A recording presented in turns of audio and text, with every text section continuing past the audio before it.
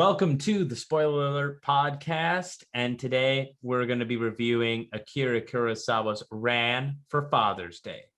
Now, if you haven't heard of Akira Kurosawa, he is this Japanese filmmaker he started like in the late 40s all the way to the just in the 90s. He ended up like dying well into his 80s, like as a filmmaker. He never stopped. And he's an interesting guy and he's super influential. We're going to do maybe a deeper dive on his filmography and career some other time in a different format, but he basically inspired Spielberg, Coppola, George Lucas hugely, all kinds of people, and just a lot of just the way he tells the stories is like very unique and very like he would be like the first one to do it, and a lot of people would make really good movies that are similar type of thing. Magnificent Seven, obviously, from Seven Samurai, and then even Bug's Life to an extent, and like team up movies. It very much took a lot of straight up a lot from like Seven Samurai. But so Akira Kurosawa is very brilliant filmmaker. He did Seven Samurai, he did Ran, he did Rashomon. All these are great movies. He did a lot of other good ones that I still have to get around to. But his big deal was he made very Western films for in a time in Japan when Japan wasn't interested in that kind of movie. Oh yeah, I didn't think about that, but probably not. And because his movies always did better in America than they did in Japan. Even if you factor in population differences and stuff like that, you know what I mean? Like they always did better in America than they did in Japan. But a lot of American audiences don't know him that well, just simply because his movies are Japanese, and there's even among film lovers, there's a little bit of a barrier there. So I was going to say, he was obviously very influenced by Westerns, and then that style fits very well. It translates really well, and then got retranslated back into American Western. So they're just stories that I think transcend really any cultural barrier. They're just really engaging. So and he also, as well as liking Westerns, he also really likes Shakespeare, and he's done a few Shakespeare adaptations. He actually did a Hamlet one that's I didn't know about that. Modern day, like the Ethan Hawke kind of type of Hamlet, where he's like a businessman type of deal. I haven't seen that one. I got to get around to it. And then he did Throne of Blood, which is Macbeth. And then, but I also had learned that the original title for Throne of Blood was supposed to be The Spiderweb Castle, which would have been the most metal name for a film ever. Throne of Blood's a good name for a movie anyway, but Spiderweb Castle is another level. That is pretty badass. Yeah. And then he did Ran, which is based off of King Lear. And so in 1985, Ran was released. The actor that plays the King Lear character in Ran, Hidetora, is Tatsuya Nakade, and he's actually in a lot more Kurosawa films than I even thought. He was actually the villain with the pistol in Yojimbo. This isn't Kurosawa, but he was in Harikiri, like one of the main roles. And then he was also in the sequel to Yojimbo, which is Sanjuro, as a different villain, different character. And then most importantly, he was in Kagemusha, which is the film that Kurosawa made right before this. That is probably Kurosawa's other most notable color film. So he's just a really good actor, and I didn't memorize his name until I was preparing for this Why not? video. I'm not a huge And apparently he was an extra in Seven Samurai as like just a fun fact kind of thing, but didn't really get credited for it. The Ichimonji house is this very powerful kingdom in feudal Japan, or probably like 1700s Japan, 1800s Japan. I looked it up. Barely muskets. Well, it's the Sengoku period or whatever. So that was that was the big mess that happened over that whole period. But a lot of civil war and houses, eating each other up and just whatever. So yeah, but it's a very chaotic, bloody time period. So it's just a lot of that Game of Thrones kind of politics. It's like Rome. It's like, well, you just see that throughout history. So yeah, just a lot of backstabbing when there's a lot of power to be had. Yeah. So another thing was you'd have these political marriages with enemy clans. So nobody trusted the wife because they're like, well, the wife is going to hate your guts and try to kill you in some way. So the wife was seldom ever trusted, and so that's, I guess, relevant to kind of the plot of this film. All right, so the first scene of the movie opens in this like very like lush like landscape in Japan, and all the locations in these movies are great. Like across this whole filmography, they're just beautiful. Yeah, but especially, and I fucking adore the look of the volcanic soils in Japan that are just black. I've liked that since like Letters from Iwo Jima, Flags of Our Fathers, like any film that's shot in Japan and you have that volcanic sand and plain, like it's just so beautiful. Like it makes everything else in the movie pop. Like I know we're kind of looking at a castle here, but there's a lot of soil back over here in this picture, and just everything pops around it, and it's just such a fucking beautiful place. I agree. So that's just right away. But it starts with this boar hunt. We see this man with a beard, and every King Lear adaptation, the King Lear character has a beard. It's a thing. So after they hunt this boar, they're having this meeting, and Hidetora, who's the King Lear in the adaptation, who's played by Tatsuya Nakade. So Hidetora, he is having this meeting with a bunch of colleagues. They're trying to sort out who he wants to marry his youngest son off to make a kingdom alliance. In all the Shakespeare adaptations, there's a lot of characters and they all have something important to do. So it's always worth mentioning most of them. The eldest son is Taro. His people wear yellow. His army, it's over here. The second son is Jiro. He does red. And then there's Saburo. Yeah, so they're in the middle of this meeting trying to marry off Saburo. And in the middle of the meeting, the king just kind of like fades and like goes to sleep, like in the middle of it. And so you could tell, like, okay, this old man, his health is fading. He, and they all see it, like everyone around him sees it. Well, Saburo's kind of like crass or whatever, so the other two are like, oh, well, he's just feigning to save face because of Saburo's comments or whatever. It's more flattery and whatever, bullshit. So out of them, but and the entire company leaves, but Saburo does like perch like a shade leaf, right, for the king, which is an interesting touch because it kind of seems to prove that like Saburo's the only one that really towards the end still kind of likes his father, or like isn't just totally willing to backstab him.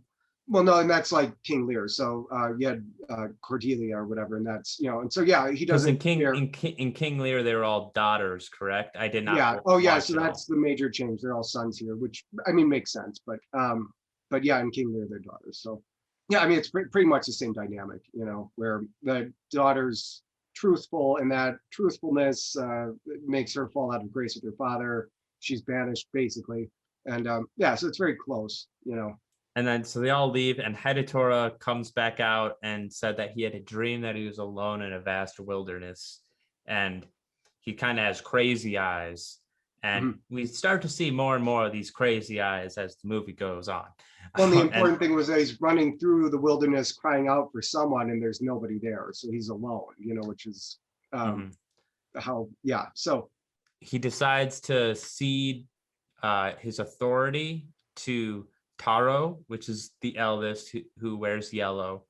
An interesting thing is that initially Taro was, it might be fake humble, but there might be still some truth to it, where he was like, I don't want this responsibility. You know what I mean? He's like, you again, in Lear, it's all just hollow flattery. So I think it's the same idea here. You know, hollow flattery. Okay. Yeah. And then because I know Jiro is definitely hollow flattery. But it's a little different here in Ran. I guess I can see where you, because one element that is the characters get kind of again, what's her name? Kaede, right? Kaede, so I think. Yeah, so it's kind of weird because she's basically the character of Edmund, but without like the brother and the father dynamic. The Gloucester is the father, but that character becomes the guy without the eyes. But then there's a major scene that belongs to Gloucester and his son, not Edmund, Edgar, that goes to King Lear and his jester instead, you know, where his son, Gloucester, is going to cast himself off of a cliff, and his son, fake, because he's blind at this point, his father is, Gloucester, fakes him, you know, tells him, oh, you jumped and you survived, look, you know. In this, like, the father actually, the King Lear, what's it, Ichimonji actually does jump. So like, but yeah, so things are switched around is the whole point. Like, but the basic story beats, you know, are there. So it's a pretty close adaptation in a lot of ways. But yeah, and an interesting thing is, if you've always liked the storylines of Shakespeare, but some, like, you know, sometimes I enjoy, you know, listening to like the Shakespearean language, and sometimes it doesn't quite fit or whatever, and some people don't like that as much. But if you like Shakespeare, but you don't always like listening to the Shakespearean language, like, this is actually a really good like thing to watch, because it comes through a different translation. So it's almost like a water filter. And, you know, then you just have like normal English like subtitles for you. Yeah, you were talking about at first, like, because I do really love the language, and you know, it's kind of like a riddle or a puzzle. I like going through it. You know, is almost like a brain tease. But the basic stories are, you know, the tragedies and all that are really good. And so maybe there is that language barrier that keeps people from enjoying it. And that's, you know, obviously because this is Japanese, I think it'd be really hard to translate verbatim. I know there are translations, but really? I don't know how the hell, because like even in English, most people have difficulty, so I don't even know what that looks like. But you were talking about how it really does translate really well, and then after watching, I'm like, oh god, this does just fit perfectly into this time period. Like it's you know, I was really impressed by that. Oh, and then the other thing we talked about though is that when you just mentioned is that like these things don't always translate well. Like they can be kind of clumsy. A lot of them try to bring it into the modern day. And like Coriolanus, which I think Ralph Fiennes directed and he stars in the titular role, it's a really good movie. But one of the clumsier things was like, this is in a state calling itself Rome, you know, and like it just didn't, you know, I'm like, okay. You have other ones that try to do more interesting things, like Julie Taymor did with Titus, which starred Anthony Hopkins. And it's the idea that Rome never fully collapsed, and then she's kind of incorporating like elements of fascist Italy and into the kind of the set designs and stuff. So it's an interesting idea. She started to get wacky and do her own theater stuff with it, and then she spared Aaron the Goth's kid. And the only reason I bring that up is because Anthony Hopkins is in that, but he's also in a BBC adaptation of King Lear that's very good. So that would be something I'd recommend. So, and then Hidetora decides to give his second son, Jiro, the second castle, and the third son, Saburo, the third castle, which is the castle you see burning behind me. Right. And it's happily ever after that, you know. They're all mean, happy with their lot. They're like, thanks, Dad, and you know, yeah. yeah, yeah, nothing bad happens. But basically Saburo is pissed, and then he said this one quote that like really stuck with me for that in that scene, and is just very well written, and or even translated to English, I should say. You raised us in war and you expect us to be different. Like you raised us to be ruthless. I'm gonna be fucking pissed if you don't give me the best shit. You know what I mean? Right. Like he raised them to be competitors. He raised them to be, fucking killers. So that's what they've become.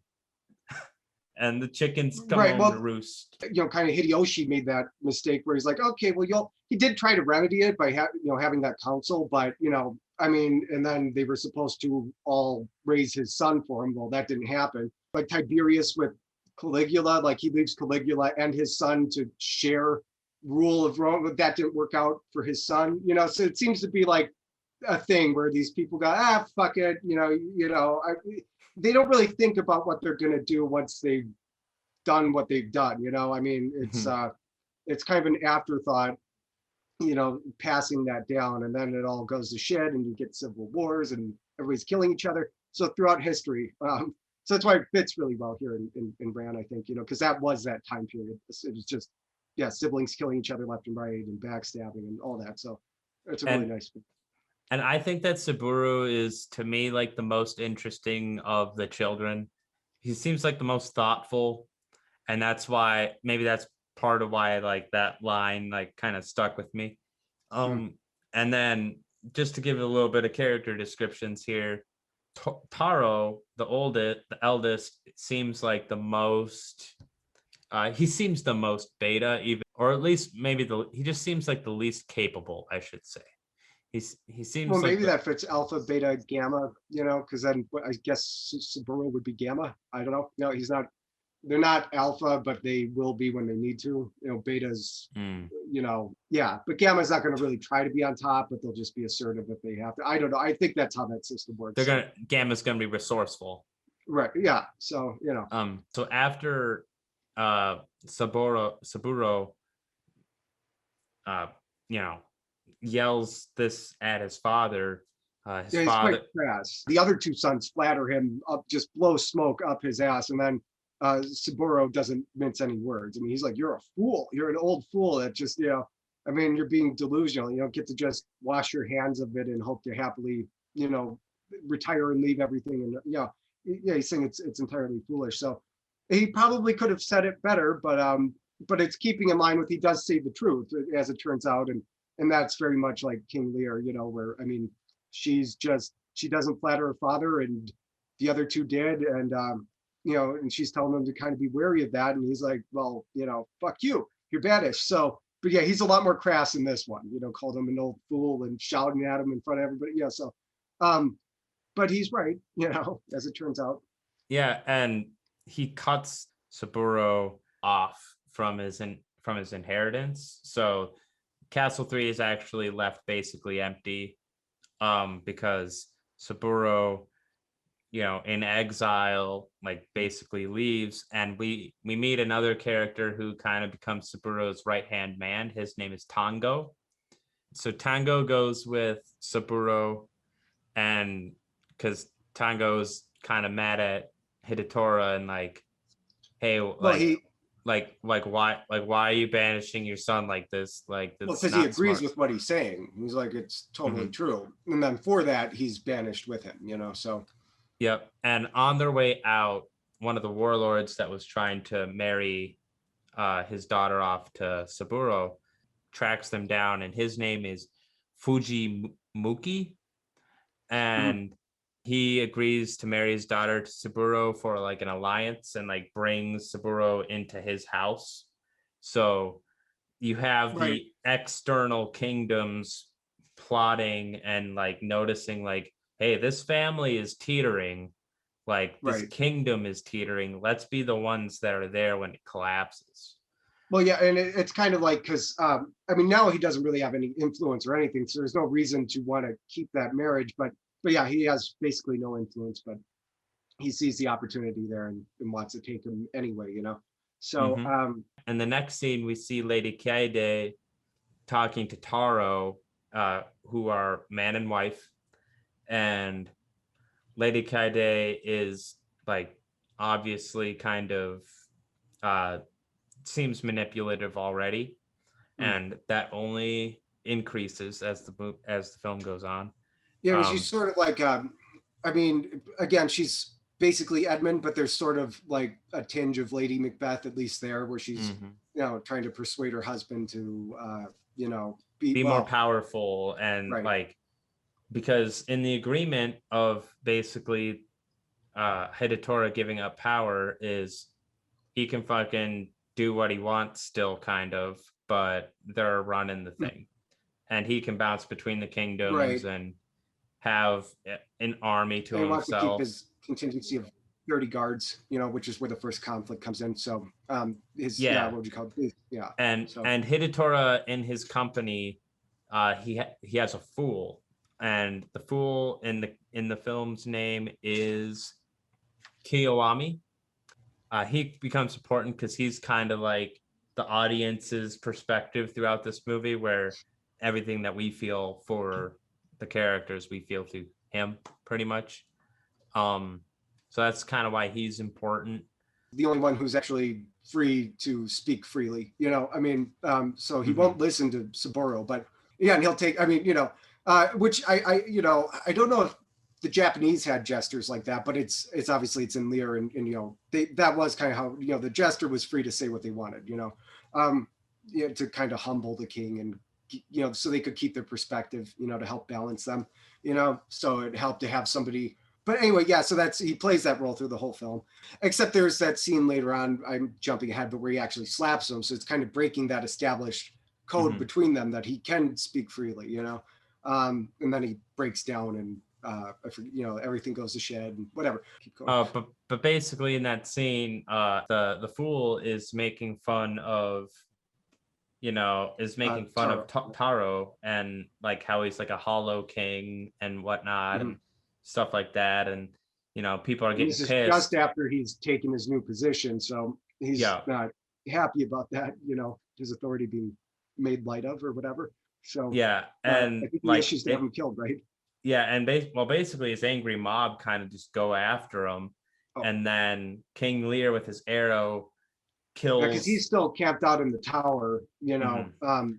Yeah, under guard, you know, his own personal guard. So yeah, he kills like one of the people in the mob that were trying to go after the fool because he's like, hey, just he's a member of my company. Like that pisses off Taro, and K-Day pushes him even further to be like, hey, you can't let this shit stand. And right. then in the next scene, Taro asks Hidatora, his father, to sign over all rights and just be you cannot stay here. You cannot stay in the first castle at the very least.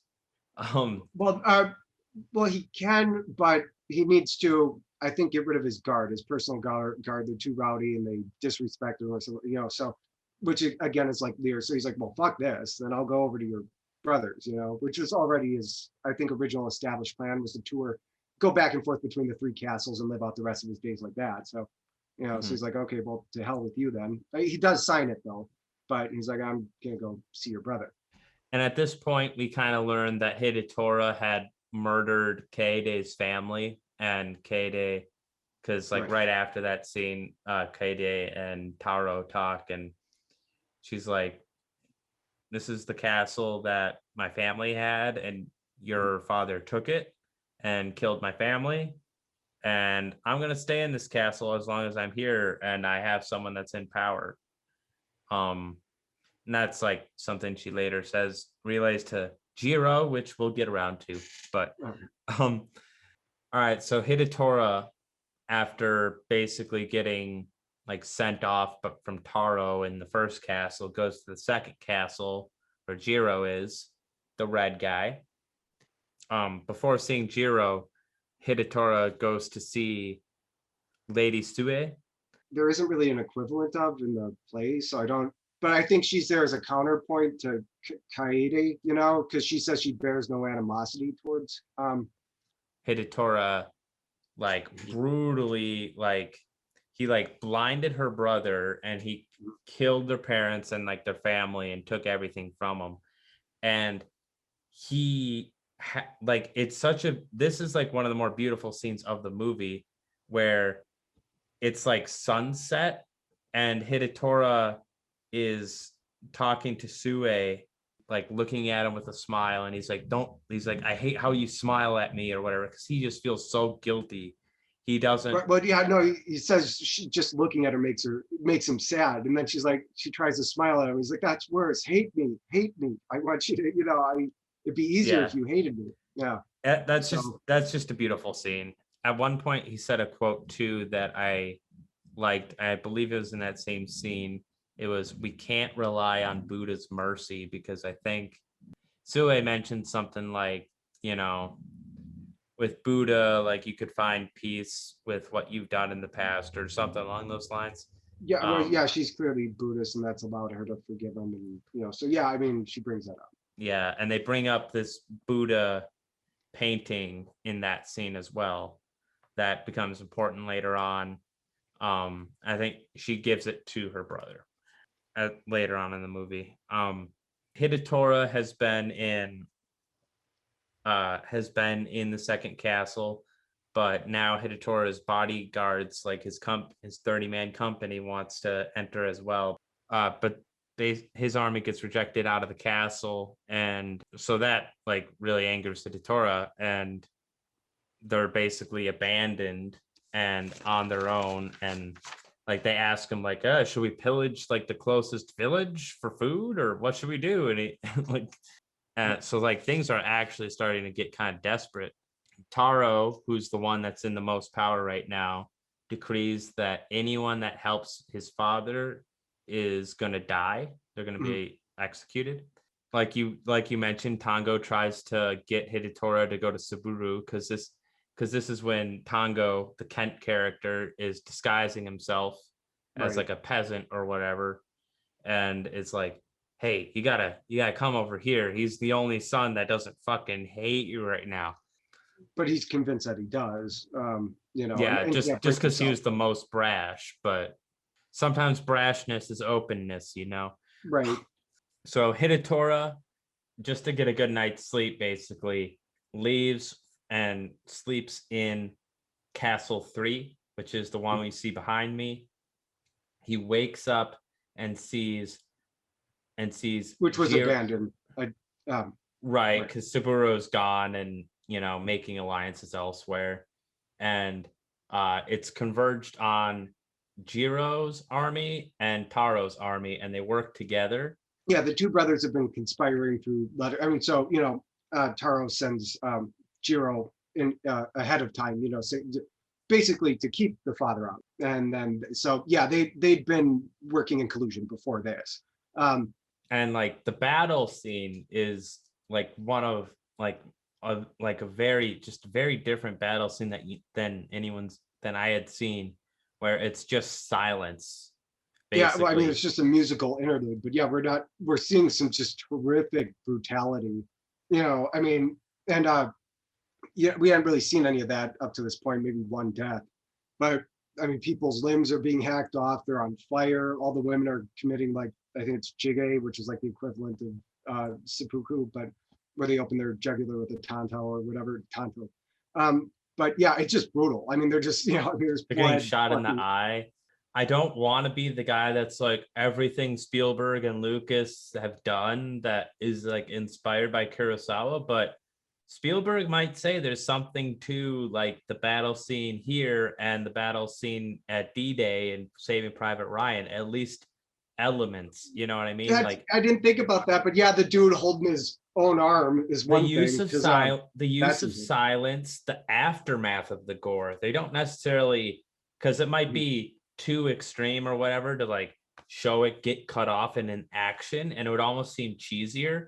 Just showing the aftermath, like holding his arm, arrow in the eye, throat slit, head cut off. none of his I men are honestly just think being Spielberg would have like something to say about that right. implication. I don't think I'm just pulling that out of my No, ass. I don't. Yeah, no, because you mentioned the armor. I was like, that's in Saving Private. But yeah, I wasn't thinking about Spielberg being influenced by Kurosawa, but I know that he is. So yeah, that's I'm sure at least that scene. A lot of just the feel of the scene, like you said. Yeah, that Mhm. really adds up. So And Spielberg and Lucas presented Kurosawa with like the Academy Award for Lifetime Achievement. And Lucas and Coppola worked together to produce one of Kurosawa's films in the 80s, like the one just before this. It was called Kagemusha, and that's basically like the imposter. So if you think about a movie that has an imposter where you're pretending to be someone you're not, almost like Bug's Life, uh, where he pretends like to be this badass, but he's oh, really not. but not like a doppelganger type And thing. then Just it comes apart, and then it comes apart by the end of the movie. no, I right. I know what you're talking. Yeah, body double. But I see what you mean. Yeah. Mhm. The king dies, and then the king's last order was to have his imposter Oh, that's pretend interesting. pretend to be him for like 3 years, Mhm. just so shit doesn't go completely sideways in the That kingdom. sounds familiar. There was because we're talking about like the Sengoku period or whatever. I mean, I think that happened. I think one of them didn't want to announce their death for 3 years. I think, yeah, Oh, was it yeah, it Hideyoshi? might have been based off of a true story. Yeah, because that's really weird. Because I mean, I think it's exactly what we were talking about. I could be totally butcher. I think it was Hideyoshi didn't want to announce his death to give his That kid sounds time right, to actually. grow. The only thing that's important to know is like Kagemusha was one of Kurosawa's first color movies, and this is one of them too. I think he ended up doing maybe like 4 of them towards the All end, right, but yeah, because I mean, for me, this is obviously the first one. I mean, so I started to think about how he's using it with like red, blue, and yellow. I couldn't come up with anything other than like the colors are pretty. So, but I I I don't know if think there's part more of to it it than that. too is just to like make the differences obvious, because the names can be hard for anyone, Right. even someone who's good with the language, to understand sometimes, and just to make them obviously different. It is a very vibrant. Well, and like you said, a lot of that's the contrast. So against those volcanic, waste and I everything. love that dirt. I just want some of that dirt. And during the production, apparently Kurosawa was slowly losing his eyesight. I don't think he ever went like totally blind or anything, but he was kind of going in that way. And so they relied heavily on his storyboards that he made like pre-production and during production. Um, and his storyboards for Ran, he had to be more detailed than most storyboards, because most storyboards are like scratchy. Not every director Yeah. can draw or Mhm. anything, and they're just like whatever. But his storyboards for Ran are actually fucking like beautiful paintings, Mhm. um, and are very similar to what was the final product was in the film. So Jiro and Taro's armies converge and basically wipe the fuck out of the 30 bodyguards that Hidetora has. Yeah. And it's an amazing scene where they shoot flames into the throne room. They shoot flaming arrows, and they have uh, these muskets who, Mhm. like, maybe it's actually what it was like back in the day, because back Yeah. then, like, it Yeah. was barely different from a firework. You know what I mean? Where Oh, like it literally like sparks like purple when they shoot it, which is that kind looks. of beautiful. Yeah. Yeah, yeah, it looks cool. And there's just a great scene when the King Lear character Hidetora is seated and he's just losing his shit. Like everything's falling apart. He's really delving into insanity at this scene, and then he staggers out of the burning castle, which is my Right, background. because they expected him to commit harakiri or whatever, but they're counting on that. But he's so crazed that I don't think he even knows where he is or what's happening when he walks out of Mhm. there. And I don't know why they let him go, but they do. So Well, I mean, one of the soldiers probably isn't going to want to be the one to land the killing blow on the daimo or whatever. But yeah, yeah, I mean, it'd be like Jiro's or Yeah, it'd be like Jiro's responsibility at that point, and it's important to know that during the battle, Taro dies. That's what I wanted to because we were talking about the sound and everything, where it's just music and horrific imagery, and then just as I became conscious of it, I'm like, wait, there hasn't been any sound. It's boom, because Taro comes into full screen or whatever, just gets shot from afar. And that's how the movie announces that the sound is back, and with quite a thunder. So yeah, I think that scene's brilliant. And it's so sudden too, because like he just entered the frame. You think he's just getting there, but he's done. He's out. So that's quite shocking. And we also see like in a kind of like a cutaway scene in a little bit of Jiro talking to his right hand man, who's Kurogane, who's like this badass bodyguard who plays a significant like B-roll, I'd say, in this film. Again, I don't know if there's really an equivalent of him in the play either. So he's that I can think of. So right, I mean, he kind of he's a pretty cool character, I dig him. But like he basically it could kind of go under Jiro's orders, like not. It's not caught a stray bullet. He shot Taro in the back. He's the one that did it. But now that Taro's dead, Jiro takes both armies, so we do not see yellow soldiers again in the movie, but he's doubled up on red soldiers. It's just because there's like 5 different kingdoms and they all have different colors to make it easy for the audience, and it's very convenient. Yeah, I think that's all there is. I don't know if they signify anything beyond that, And then Hidetora is like just like losing it, picking flowers, and the Fool and Tango are there. And they're like, what the fuck is wrong with this guy? And right now, like the Fool is the only one left of Hidetora's company because he's not a soldier, like every other soldier died. And then Tango is still trying to get them to Saburo.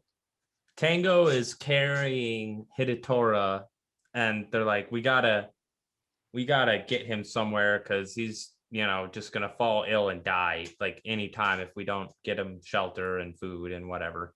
So he's carrying them, and they find this cottage just in the dark, or what, like in the middle of the wilderness, and they're eventually let in, and we figure out that it's a blind character, and that blind character is Lady Sue's brother, who the blind character is blind because his eyes were gouged out by Hidetora years and years ago. Right. And that kind of crashes Hidetora back to reality a little bit, but it's just a very uncomfortable reality.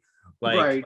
You know what I mean? Like, that's like what brings him back from even being like a little bit aware of his surroundings. And then it's just like, you fucking gouged my eyes out. Yeah. And I'm giving you shelter. Mm-hmm. Yeah, I mean, obviously it maybe strains belief a bit that he would happen upon, but whatever. It's, there's poetry to it, so it works. And and that's something, because we do get the sense that, well, like any of them would you kind of have to be ruthless out of this, but we get hints that he was very ruthless, and so the movie starts to really, more than I think Lear or anything like that. I mean, like his madness is really centered around that he's killed some people, done some shit.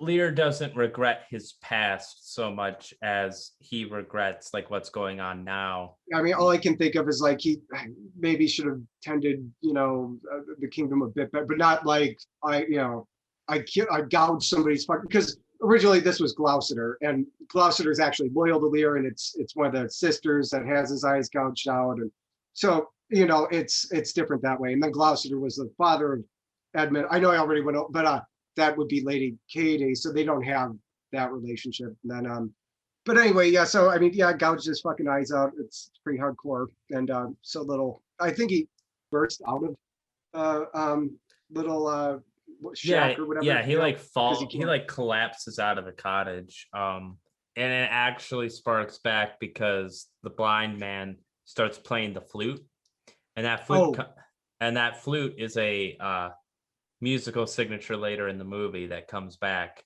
because it's the only thing that brings him pleasure anymore. Like he can't do anything without his eyes.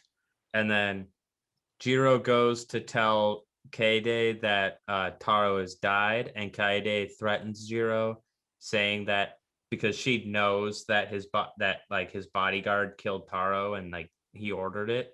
She doesn't care about Taro's death. She just wants to stay in the castle. So she uses this blackmail on Jiro, and then she seduces him, and like it's kind of kinky. Yeah, it's kind like because she like cuts up his neck. She's like, yeah, you're so evil.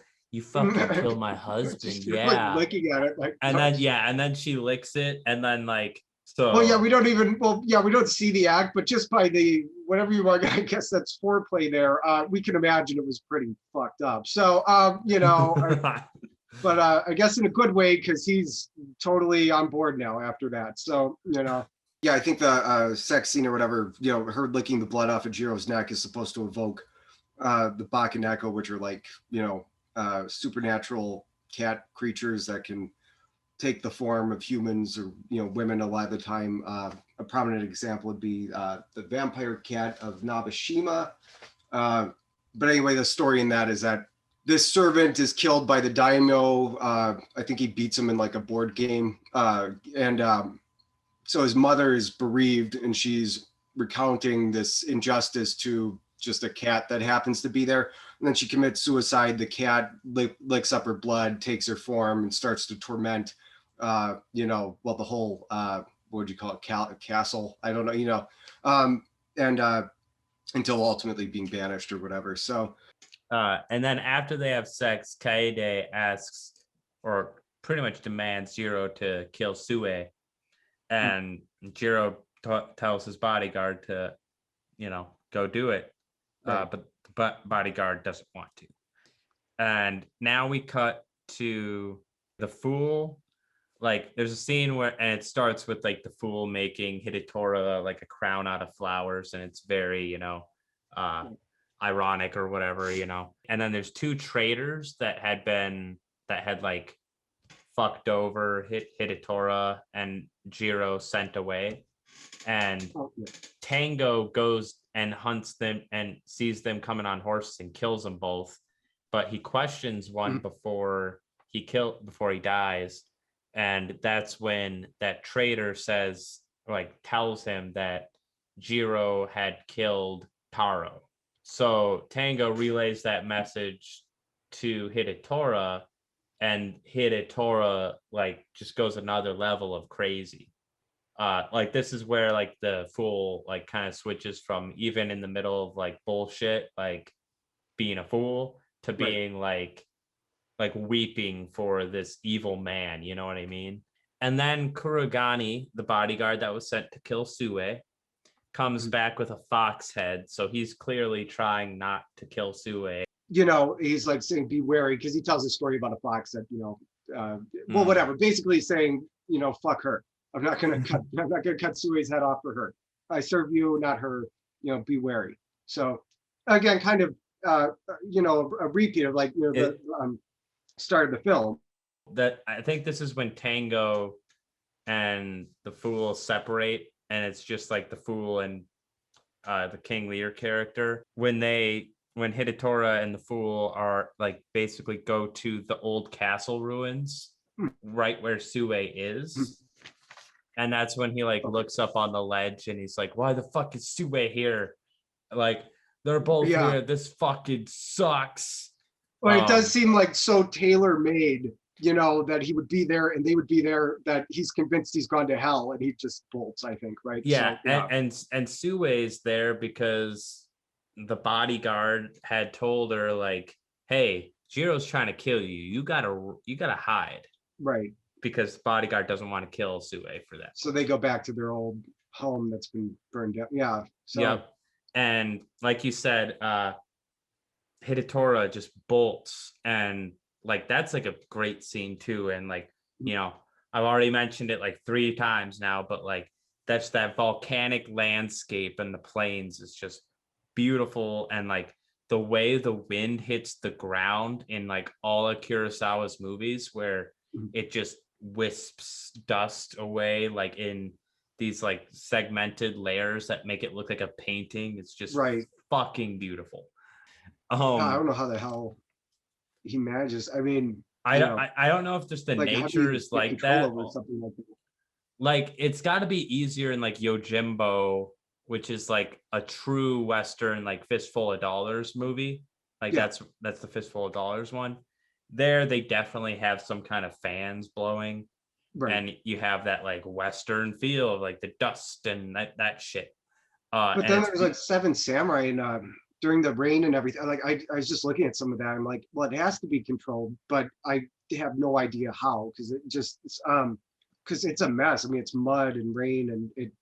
I don't know. I mean, I he don't. seems to get really, whether they're natural or not, really great shots of seemingly natural phenomena like wind and rain. You know, just makes them beautiful. So yeah, in all his movies, like you said, this is the part that like you mentioned a lot where Hidetora really goes crazy because he saw Sue and them and he's running and the fool eventually catches up to him and like the fool starts crying and like is like cursing the gods and the fool says man is born crying, when he's had enough he dies. yeah, which I think is an alteration of one of the verses, because it's in King Lear. Lear himself says something like, "We weep when we're born," or something like, "for being born onto this stage of fools." You know, and I think he says it to Gloucester. But so but I think a similar idea. You know, so that's just a very notable line in this movie. Yeah, it's sort of a variation on the original. There were a couple of other ones where they're, you know, most of it's obviously its own thing, but there were a couple of lines that you can tell they're taking straight from the play. But that one's a little different, but it's a similar idea. So this is this is actually the scene when we see Saburo and his men come like for his father, and they like ride their horses through that river, right? And things are kind of beginning to be set up for like a battle where it's like, all right, we're gonna negotiate for my father, but we'll have my two allies in Fujimuki and Ayabe.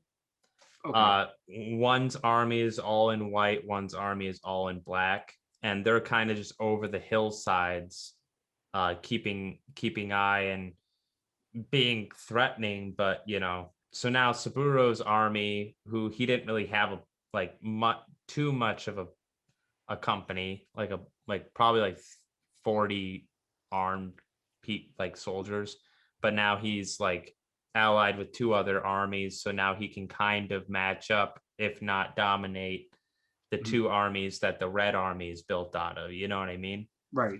But they're trying to just negotiate at this point, and Kaede tells Jiro, let Saburo find your father, but and then get them both at the same time. But yeah, follow them with assassins. Right. So it's Kaede again, who's kind of like pulling the strings behind here. The character in King Lear isn't quite so manipulative, right? Edmund does exactly what she does. So he's just a bastard, but he comes to power and starts playing off the two sisters for their, you know, who are both married, but for their affections. Then they start to turn on each other, and he's at the center of that. So the armies are established, and then Sue leaves her brother at that castle and says like she'll be right back, and leaves him with the Buddha painting, and then Saburo leaves to go in the battlefield standoff thing. Saburo goes to leave to find his father in the plains, and right as that happens, Jiro sees it coming and sends some men to go follow him. And then we have a battle scene, which is, you know, probably just as exciting. Probably honestly a little underwhelming compared to the earlier one.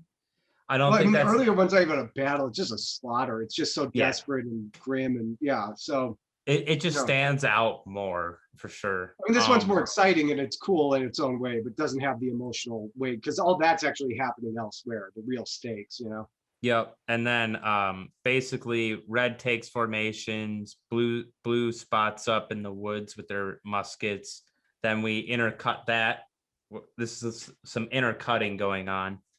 Saburo finds Hidetora, and Hidetora's like still crazy, like laying in the dirt, and he's like, "Don't tear me out of my grave." And he's Right. digging. And then we cut back to the battle. Blue muskets are in the woods firing at the red cavalry, and the red's getting beat up. Like Yep. like Saburu's army is probably going to win, and Mhm. they end up winning, or at least the allies that are left Right. pick up the scraps. It's kind of a Base sucker punch because you're like, yeah, they won, they're going to, through all that intercutting, like Yep. blues winning, And then Jiro's notified that Ayabe, the white army, is moving in on the first castle while everyone else is gone. So they're gonna take the first castle easily because no one there is really there to defend it. Not enough people. They're losing too many numbers to Saburu's army right now. The red army retreats, and then we intercut to like the most fucked up scene of the movie, I think, is when Saburo dies. His father is like holding him and is like, "It'll be great. We'll go back. We'll Mhm. talk father and son like old times. I love you so much." You have the sense that when people start talking like this, maybe something bad's like when Sue says she'll be back for her brother. That's totally what happens. She's just there and back like nothing, and it all works out. But actually, it is still just such a sucker punch. Even if you know the play, like it's just the way it's presented again is such a shock at that. I mean, yeah, because you think that they're going to build up to something bad happening, but it's like instantaneous. No sooner than it's said does the worst possible thing happen. And Saburo dies in his father's arms, and that's when Hidetora breaks completely and just fucking dies of heartbreak or Yeah, no, whatever and the his old fuck. heart's been through a lot. He's been running through the wastes and shit. I mean, he makes that horrible, ghastly sound. I Yeah, mean, like yeah, it's not even repeatable on a podcast, but right. I know what you're talking about. Um, and that entire scene is just perfect. Like everything about it, I love. Another area where some lines are taken from the play. I know. I can't remember the specific ones, but that's another spot I noticed. So, um, It might have been this next one.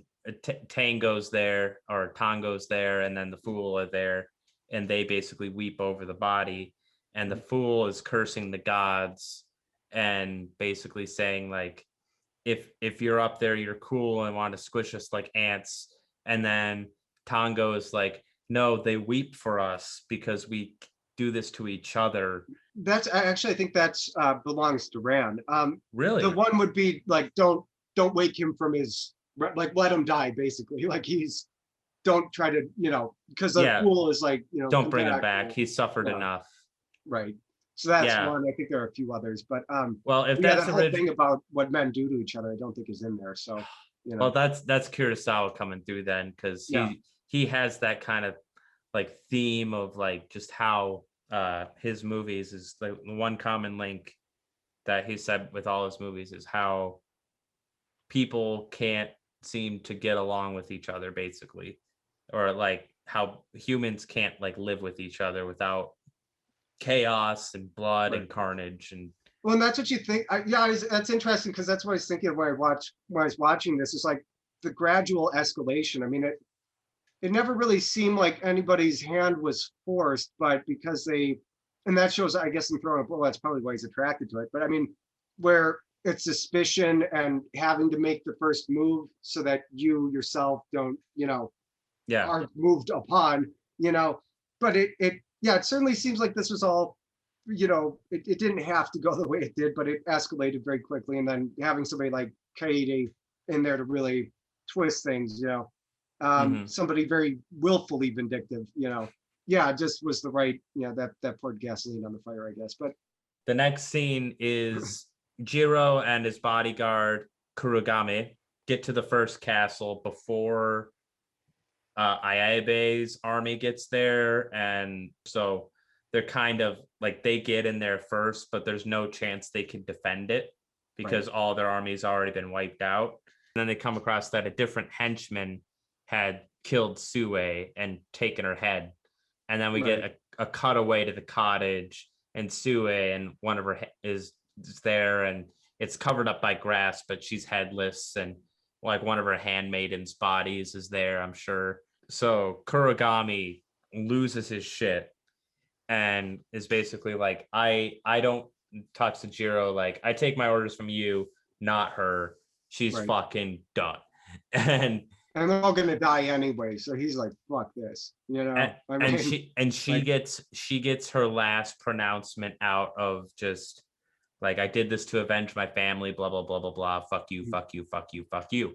And then no remorse. Well, and she says, I set out to destroy this house that destroyed mine, you know. I mean, and I have succeeded in everything I set out to do. And you know, so you think she'd get the last word. I suppose she does, but it's just fucking off with her head. And the blood spatter is like a fucking hose. And that's like the most like Tarantino death pre-Tarantino. I feel like one of them where it's just literally like a fucking water hose of blood. Well, I think Lady Snowblood does that, and I think Lady Snowblood was the biggest inspiration on Kill Bill. But obviously, Kurosawa would predate Lady Snowblood, so I'm sure he watched Kurosawa movies. You know, yeah, he definitely likes Kurosawa movies. But yeah, I'm sure it's very Kill Bill-ish, and I love how right after that happens, there's no music, and you just hear like shouts throughout the back of like the throne room, basically, that echoes through, and it's like it's a large room, and they're looking over, and he's like, turns to Jiro, and he's like, prepare to die. Right. I'll die with you, you know. Yeah. And that's there. We don't see that's the last we see of Jiro fucking never dies. Get that final battle, but we know that they die because there's no battle to be had. Like, all their people are gone. They're fucked. Women are screaming. It's to that point where all the women and children are now being murdered. Right. Yeah. And then I guess Ayabe has the day. And I think Ayabe would end up probably taking Castle 1. Okay. And Fujimuki would presumably take Castle 3 is no more. So maybe Fujimuki would make a run for Castle 2. But now they're the ones that are in charge of this kingdom, so they're going to be the enemies now, or the allies. Yeah, it doesn't feel like, I mean, I don't know. You don't know what to take away from it. It's like, it doesn't feel good, and you don't feel like anything's been left in a better place than where, you know, and because everything started off peaceful. I mean, he was in control, and if the sons hadn't, you know, if all of this hadn't happened, we'd be looking at a peaceful domain. It's relevant to now, but like, you know, when you see like countries like kill a world leader, and then it splits into factions that become even more radicalized. There's like these dickhead rulers that nobody likes. Sure. But sometimes they kind of keep the shit together a little bit. Mm-hmm. And when that gets fractured, you can have, you know, it's like a Hydra, you know. Oh, yeah, right. Yeah. Where it's just more bad. So that's even harder to parse out, you know, or harder to negotiate with, even, you know what I mean? And that was basically that whole time period. I mean, so it's the movie again translates exceptionally well, because that sort of thing was exactly what would happen, you know. I mean, Nobunaga was trying to unite, they all had their little clans, and he was trying to unite all of Japan. And then, but then after he was assassinated, it became a big mess. Eventually there was stability, but in the meantime, it's like Game of Thrones, all the backstabbing, all the, you know, people splintering off. So yeah, I mean, he did keep it together. So, you know, his death fucked things up is what I guess I'm trying to say. And then the very last scene of the movies, the very last like two shots of the movie, is this very long shot of Hidetora and Saburo being carried away on stretchers, and kind of like, you know, they're just like, you know, probably trying to, I don't know, find a different castle to go to or something to give them some sort of proper funeral. Probably going back to Fujimuki's place or whatever. But they're getting carried, And in the background, we see that old castle that the blind brother had been left at with the painting of Buddha. It's just very long shot, and you can still see the blind dude like in the background, and then it inserts on like the close-up of it happening, and he's got like his blind walking stick, and it like goes to a ledge, and he kind of arches up a little bit and like is shocked and drops his Buddha all the way off the cliff. And then the flute sound from earlier in the movie comes back, and it's the end, because it's just, we've had paradise in our grips, you know, we've had, you know, opportunities for peace, opportunities for like some kind of welcome structure, and it's all shit at the end. It's all shit. That's how a lot of Kurosawa movies end. It's all shit. How a lot of our podcasts go.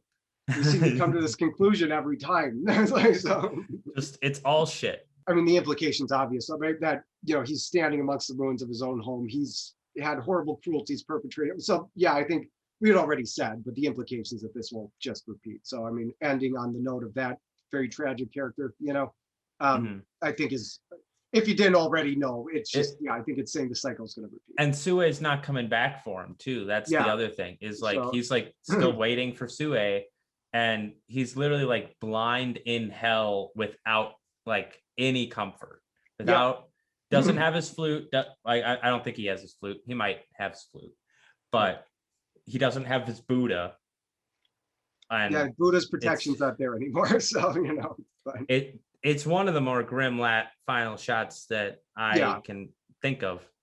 It leaves, I mean, I'm sure there are plenty, but like, that's fucking grim. Yeah. And that's the movie. There's a lot of culturally relevant stuff. We brought stuff up about warlords and, you know, that kind of division when that happens, like how the smaller factions are even maybe more different and make things more complicated that end up taking over. And for the Oscars that year, 1985, it was weird because, well, the Oscars have weird rules where people aren't really sure if like it's the production company or where it's filmed, or if it's just the language or something like that. So, and this has happened to more movies than just Ran, but it was not submitted by Japan for best foreign language film, because every foreign language country gets to submit one film a year that would be under that category. So, and the movie that Japan did submit wasn't good enough to get nominated, so the Oscars didn't nominate it. It did get nominated for a bunch of production stuff and ended up winning best costume, which is definitely fair.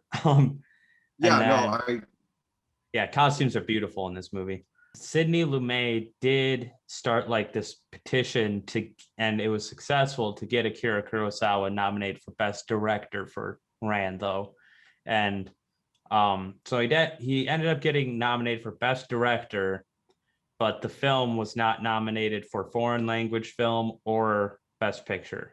Which is really bizarre to me, because I didn't know you could, I thought you could only submit into foreign film. And then I think, well, no, did Crouching Tiger, Hidden Dragon, like, did that get nominated? Yeah, that got nominated for best picture as well. And then, you know, as recently as Parasite, that got, that got nominated for a bunch of stuff. It's just but bizarre. Pan's Labyrinth wasn't nominated for director or didn't it get nominated for best picture? No, it didn't get nominated for picture or director, but it got nominated for screenplay, some technical awards, and it won foreign language. Okay. Well, I mean, it definitely deserved that. I'm just surprised it didn't get nominated for best picture. But which to me made me think like, well, okay, you for whatever reason can't submit foreign films to, but then I thought, Crouching Tiger, you can. I have no idea what the bloody rules are with the Academy. No one does. That's the lesson here. Is not even some of the greatest filmmakers in history understand how the fuck the Oscars work.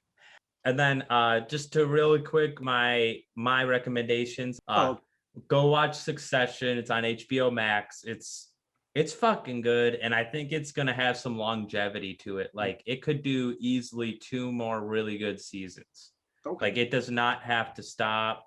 Would be other Kurosawa films first, but yeah, I suppose. Right. Other Kurosawa films, but if you like a King Lear story, and it's Father's Day, basically, guys. Succession on HBO. Macaulay Culkin's brother, and then Brian Cox is basically the King Lear, and he is he's fucking good. Brian Cox, his entire like background is he was always like renowned for his like stage performances of King Lear, and you can know that. So now they're doing Succession, which is basically King Lear on Wall Street. That sounds cool. But yeah, so Succession is like a slow burn King Lear on Wall Street. And if you enjoy like The Big Short or Vice, like Adam McKay's political movies, he's like an executive producer on Succession and like stuff like that. So it's got that feeling to it. And you had some recommendations as well, that we mentioned earlier. Well, no, didn't you have a few more? A bunch of Kurosawa movies, Rashomon, Seven Samurai, Hidden Fortress. The one that's maybe closest related to Ran would be Kagemusha, which is another color movie, and it's very trippy. Like he has a dream sequence in that movie that's like it literally looks like they're dancing in a painting. And he really just played with color towards the end of his career. It's pretty great. Like he also did Dreams, which I haven't seen. That's one I'd wanted to. Yeah, I did see one scene of it though, because Martin Scorsese is in that film as Vincent Van Gogh, and that's the one scene I have seen of it. All right. Yeah, no, that's how I think I became aware of him, because I was looking at something related to Scorsese. Then I became aware of Dreams. Then I started to look back on Kurosawa, and that name started to pop up a lot once you keep an eye out for it. But sorry, Harakiri, very, very fucking depressing movie if you feel like, chasing this up in that way. Very tragic. There's a remake by Takashi Miike. It's good. I definitely watched this first though, but I mean, because the sequel's not as subtle, or sorry, remake's not as subtle. King Lear, most recently that I can think of would be the BBC adaptation with Anthony Hopkins. It's really good. I mean, he's certainly very good in there, and Emma Thompson, and just a great cast in that. Throne of Blood would then be like probably the closest Kurosawa film. Yeah. Oh yeah, I didn't even mention that one. Yeah, he did the other Shakespeare adaptation. Right. I honestly like Kurosawa's Shakespeare adaptations more than like Branagh's. Honestly. I might agree with that. Because Branagh, like Henry V is really solid. And Hamlet's tricky, man, because Hamlet, you need some comedy and you need some bizarreness, but it was almost too, it took away a little more from the tragedy. And at the end of the day, I think Hamlet's a tragedy. It's got some funny stuff in it, some sarcastic shit. I don't love 1996 Hamlet. I don't love it. Well, Frankenstein's the same thing. He seems to have trouble with tone, where it's like that was supposed to be a much darker movie. Not that there aren't really any comedic elements. It's just that I don't think he understood it. So it's like, anyway, all right, well, there we go. Sorry. Recommendations. All right. For my rating, because the year 1985, definitely going to be my top 2 of that year. And that's kind of what I've been going off of for my ratings, is the top 2. Usually in a given year deserving of 5 stars. And so my favorite movie of that year would probably be this or Terry Gilliam's Brazil. So I am giving Ran a 5 star. It's not my favorite Kurosawa, but Kurosawa is fucking great. So I'm okay with it. What is your rating, Dakota? 4.5. I mean, I really loved it. I'm glad you got me to watch it. So, but yeah, it's, I don't know, just small nitpick stuff that doesn't matter at all. But doesn't like totally like, you know what I mean? Like, take over your soul basically. Like, right. like some movies can, and you know, that's the beautiful thing about movies. I guess happy Father's Day, everybody. Happy. Happy Father's. I hope it's as happy as Mother's Day was. I hope it's as happy as Earth Day was. Yeah, this was great, Dakota. I'd like to thank everybody for listening. Please hit the like button. It helps us out a lot. If you're watching on YouTube or whatever else, subscribe on our YouTube, Spotify. We are on Apple Podcasts now. Cool. We're pretty much we're basically everywhere that I've heard of podcasts being on. So please check out the Spotify, and if you check out if you're only on Spotify, please check out the YouTube, because we do have pretty good visual aids. Happy Father's Day, everybody. See you later.